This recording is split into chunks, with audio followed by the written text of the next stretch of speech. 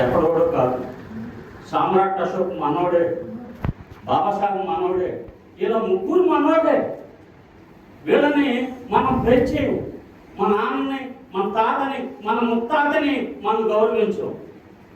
మనం చంపిన వాడిని, మనం అవమానపరిచిన వాడిని, మనల్ని నాశనం చేసిన వాడిని మనం నిరంతరం కీర్తిస్తాం. దానికి వ్యతిరేకంగా మాలలు తమకు నచ్చిన రీతిలో పోరాటాలు ఎవరికి వాళ్ళు చేయిస్తున్నారు. అందువలన మన రాష్ట్రంలో ఒక సంయుక్త అంటే ఒక గ్రూపు, ఇప్పుడు బీజేపీ వాళ్ళు నిర్వహించారే ఒక సామూహిక ఉద్యమం, జనాలు కండోపతండాలు సముద్రంలాగా వచ్చేసారు. అలాగా మాలలు నిర్వహిస్తుంటే గతంలో వచ్చేవాడు. నేను కుర్రోడుగా ఉన్నప్పుడు గతంలో వచ్చాడు. అప్పుడు మాకేమి ఫోన్ చేసి పిలిచి బతిమలాడే ఉండేది కాదు. ఒక పేపర్లో పట్టడము, కరపత్రం చూడటము, పట్టుకొని వాడు ఎక్కడికంటే అక్కడికి, కత్తి పద్మారావు గారు పిలిస్తే అక్కడికి వెళ్ళిపోతాం. హైదరాబాద్ కానీ ఢిల్లీ కానీ, లేకపోతే తాటం గారు పిలిచారంటే అక్కడికి వెళ్ళిపోతాం. పివి రావు గారు పిలిచారంటే వెళ్ళిపోతాం. అంతేగాని ఇలాగా 50 మందికి 60 మందికి ఇలాంటి అవమానకరమైన పరిస్థితులు అప్పట్లో లేవు. 30 సంవత్సరాల క్రితం, 20 సంవత్సరాల చాలా ఫెరోషియస్ క్యాస్ట్. ఏదన్నా కానీ తట్టుకొని నిలబడి దమ్ముగా పోరాడే యువత, జంజీ యువత ఎక్కడున్నారు మనవాళ్ళు? ఇంత అన్యాయం జరుగుతుంది కదా. ఇప్పటికీ నేను 50 స్కీములు లెక్క పెట్టాను, రద్దయింది. నాకు 28, నేను పనిచేసినప్పుడు 28 ఉద్యమాలు చేసే టైంకి ఎవరో వస్తారు, రోజుకు ఒక పార్టీ. నేను వైసీపీకి ఇప్పటి నుంచి అనుబంధంగా చేస్తానంటాడు. ఆడేమో 26 రద్దయి అంటాడు, ఇంకొక 20. ఇంకా అసలు ఎన్ని అవకాశాలు, ఎన్ని హక్కులు రాజ్యాంగబద్ధమైనవి. ఇదేదో ఇప్పుడు సప్లాన్ నిధులు చట్టం వచ్చింది, సప్లాన్ చట్టం. ఆ చట్టాన్ని చేసుకున్న తర్వాత చట్టాన్ని ఇంప్లిమెంట్ చేయకపోతే ప్రశ్నించే అవకాశమే మనం చేయట్లా. మనం ఎంతవరకు మత విశ్వాసాలకు లోబడి, వివిధ పార్టీలకి లోబడి, వ్యక్తులకు లోబడి మన సమాజం ఎన్ని హక్కులు కోల్పోతున్నాయో మనం ఉద్యమించలేకపోతున్నాం, సంఘటితంగా చేయలేకపోతున్నాం. ఒక సామూహికంగా చేసేది అక్కడ ఒక కొద్ది మంది మాత్రంతో మనం ఇప్పుడు ఈ యొక్క సమావేశం ఒక 1000 మందితో పెద్ద హాల్లో పెట్టుంటే అప్పుడు మీడియా సెన్సేషన్ చేస్తుందేమో, కానీ వాళ్ళు చేయట్లా. ఇప్పుడు సోషల్ మీడియా అంతా మన చేతుల్లోనే ఉంది. మనం ఎలా చెప్తే అలాగ వాళ్ళకంటే ఎక్కువ రీచ్ ఉంది. ఒక్కొక్కరికి ఫేస్బుక్లో 5000 మంది ఫ్రెండ్స్ ఉన్నారు. వాళ్ళు ఒక 100 మంది షేర్ చేస్తే ఎన్ని లక్షల మందికి షేర్ అవుతుంది. కనుక మనకేమి ఈనాడే రావాలి, జ్యోతి రావాలని ఏం లేదు. ఎందుకంటే మీరు కాక్రోచ్ జనతా పార్టీని చూసినప్పుడు గోధి మీడియాని వాళ్ళు అసలు తరుము కొట్టారు. ఎందుకంటే వాళ్ళ చేతుల్లో బలమైన సోషల్ మీడియా ఉంది. సోషల్ మీడియా ద్వారా చాలా బ్రహ్మాండంగా ఎవరు చేయగలిగారు. కనుక ఈరోజు మరలా నేను ఏం ఆలోచిస్తున్నానంటే, మరలా ఒక రౌండ్ టేబుల్ సమావేశం కానీ లేక పత్రికా ప్రకటన ద్వారా ఇప్పటి వరకు ఈ కూటమి ప్రభుత్వం 28 సంక్షేమ స్కీములను తన పునరుద్ధరిస్తామని చెప్పి ప్రకటన చేసి 2 సంవత్సరాలు అవుతున్నా ఇంతవరకు ఏమీ ఆ యొక్క ఊసే లేదు. ఎందుకంటే మన నుంచి స్పందన లేదు. మన నుంచి స్పందన లేకపోతే వాడికేమి పని? వాడు హ్యాపీగా రూల్ చేసుకుంటాడు. ఈ 3 సంవత్సరాలు 2 సంవత్సరాలు ఏమి ధర్నా లేకుండా, నువ్వు ధర్నాకు పిలిపొస్తే నీ ఇంటికి వచ్చేసి నిన్ను అరెస్ట్ చేసి తీసుకెళ్ళిపోతున్నాడు. ఆ ప్రకటన రాగానే ఇంటెలిజెన్స్ వాళ్ళు అందరూ మన గ్రూపుల్లోనే ఉంటారు. మన గ్రూపుల్లో పోలీసులు అందరూ మనోళ్ళే, వాళ్ళు మాలోళ్ళు కూడా ఉంటారు ఎక్కువ మంది ఇంటెలిజెన్స్లో. మన విషయాలన్నీ ఇమ్మీడియట్గా ప్రభుత్వానికి అందజేసేది ఈ ఇంటెలిజెన్స్ వాళ్ళు. ఈ ఇంటెలిజెన్స్ వాళ్ళ వలన మన యొక్క విషయాలన్నీ పలానాడు సుదర్శన్ గారు ఇలాగా గెలిపించాడు, వెంటనే రాత్రికి వేసేసేయాలని చెప్పేసి ఇంకా వాడు ఈ వయసులో ఈ డయాబెటిక్ ఈ రోగాలతో వెళ్ళి ఇన్సులిన్ లేక లేకపోతే మందులు లేక ఇబ్బంది పడటం కంటే మనం నోరు మూసుకొని ఏదో రాసుకుంటే సరిపోద్ది అనే భావనకు అయినా నేను ఆ విషయంలో ఉన్నా చచ్చిపోతే యుద్ధంలోనే చచ్చిపోతామని నిర్ణయంలో ఉన్నా. కనుక మనం ఒకసారి మార్చుకోవాల్సిన పరిస్థితి ఉంది. మనం సంస్కరి ఈ సందర్భంగా ఈ మృతవీరుల్ని మనం స్మరించుకుంటూ, నేను వాస్తవంగా వేరే రాసుకొచ్చాను, నేను ప్రిపేర్ చేసుకున్న వ్యాసం వేరు, నేను మాట్లాడాలనుకున్నది వేరు. కనీసం కొంతమంది వచ్చారు కనుక గ్రామాల నుంచి మనకు రావటం లేదు. ఎప్పుడు అర్బన్లోనే మనం మొత్తం చక్రాన్ని తిప్పుతున్నాం, మొత్తం చక్రాన్ని అర్బన్లోనే తిప్పుతున్నాం. ఇప్పుడు తమిళనాడు చూడండి, అక్కడ ఒక ఆల్టర్నేటివ్గా 7-8 పార్టీలు ఉన్నాయి. వీడు కాకపోతే ఇంకోటి కాకపోతే ఇంకొకడని ఎన్నుకుంటానికే ఉన్నాయి.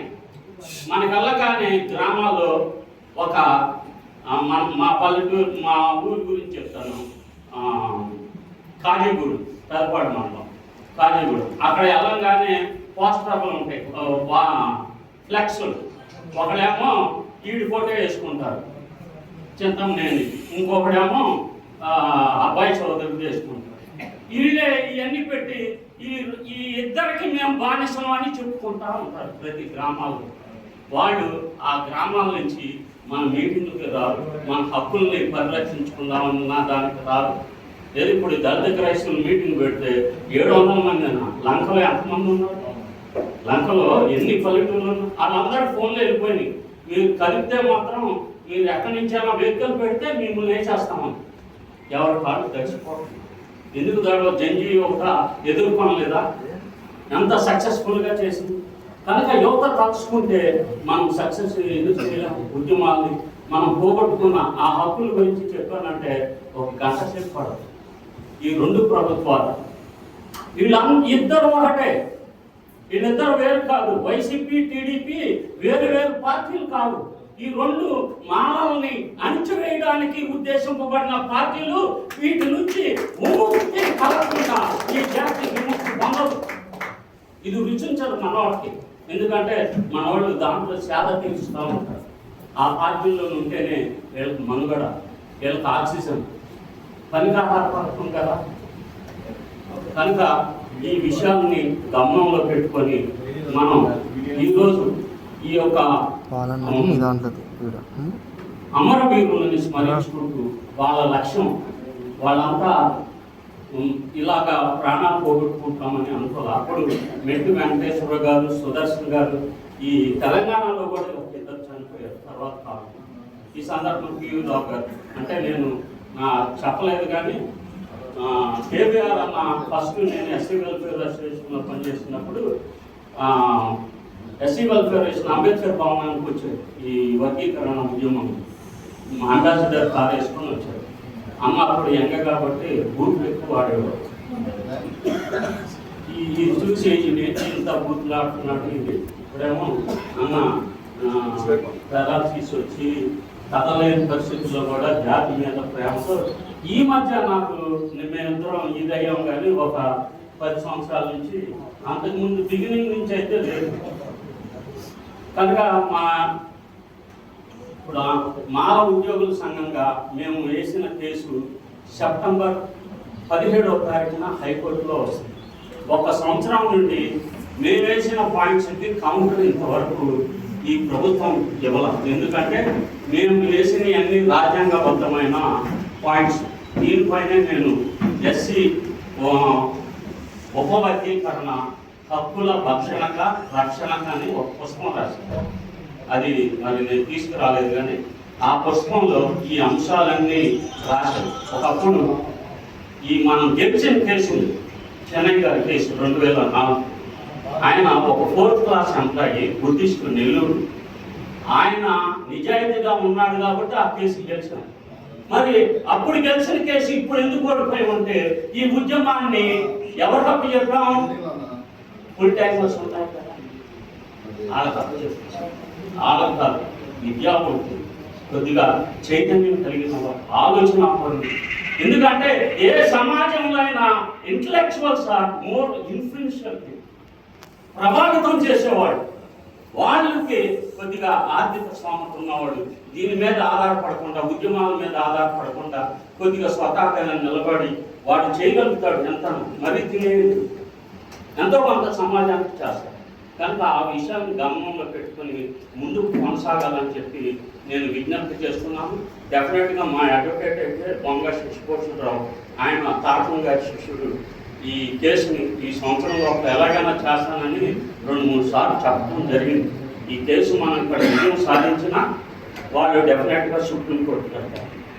ఇప్పుడు క్రీమీ లేయర్కి government, Modi government creamy layer మీద 138 మంది ఎస్సీ ఎస్టీ ఎంపీలు రిప్రజెంటేషన్ ఇవ్వటం వలన కేంద్ర ప్రభుత్వం ఎస్సీ ఎస్టీలకి క్రీమీ లేయర్ అవసరం లేదని సుప్రీంకోర్టులో కౌంటర్ ఫైల్ చేసింది. కనుక మనకు ఆ కత్తి లేదు. కానీ వర్గీకరణ కత్తి అన్ని రాష్ట్రాల్లో ఉంది. ఇప్పుడు మహారాష్ట్రలో వర్గీకరణ ఉద్యమం జరుగుతుంది. దానికి బాబాసాహెబ్ 3వ మనవడు ఆనందరాజు అంబేద్కర్ పెద్ద ఎత్తున అక్కడ ఇది చేస్తున్నారు. అక్కడ షెడ్యూల్ ట్రైబుల్ కూడా చేస్తున్నారు. ఆ రాష్ట్రం షెడ్యూల్ ట్రైబుల్ కూడా చేస్తున్నారు. కనుక మనం ఇలాగే మెదక్గా ఉంటే ఎస్టీలు మనతో అమ్మ మాల దగ్గరికి వెళ్తే ఆడే మొత్తం మాలలాగా ఎవరు మాట్లాడలేరు. ఆడలాగా అవును, మన రక్తంలో ఉంది. మన మూలాలు ఎక్కడో ఉన్నాయి. బుద్ధుడు, సామ్రాట్ అశోక్, బాబాసాహెబ్ మనలో ఉన్నాయి. అందుకని మనం ఈ జాతిని నడిపించడానికి కంకణం కట్టుకున్నాం. కనుక మనకి ఆ అవకాశాన్ని మీరు ఏర్పరచుకోవాలి, మీరు ముందుకు రావాలి. సమాజం ఎవరు పిలిచినా, ఎవరు ఏ కార్యక్రమం చేసినా మనందరం కలిసికట్టుగా ఒక మాలజాతి సంఘంగా ఉంటే అప్పుడు ఏదన్నా చేయగలుగుతాం. ఆ దిశలో ముందుకు నడుస్తారని చెప్పి నేను విజ్ఞప్తి చేస్తున్నాను. జై భారత్, జై సంయుక్త.